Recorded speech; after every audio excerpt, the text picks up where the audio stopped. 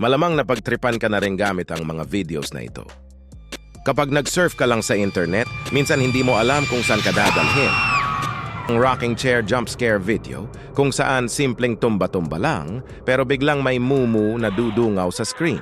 Tapos yung relaxing car drive na smooth lang ang biyahe, nang biglang!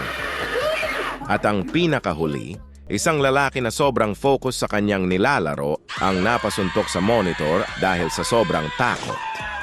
Ilan sa mga ito ay naging parte na ng ating kabataan.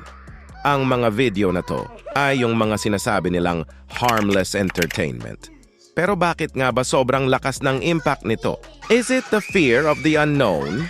Or the fact na yung pinaka-chill moments mo ay kayang sirain ng isang biglang? Sabi ng psychology experts, may tinatawag tayong startle reflex kung saan automatic ang reaksyon ng katawan kapag nabibigla sa isang bagay na hindi inaasahan. Sa jump scares, gumagamit ito ng anticipation para patindihin ang epekto ng takot. Kaya tandaan, lagi maging handa sa bawat pagkakataon at baka magaya ka dito. That's not funny at all!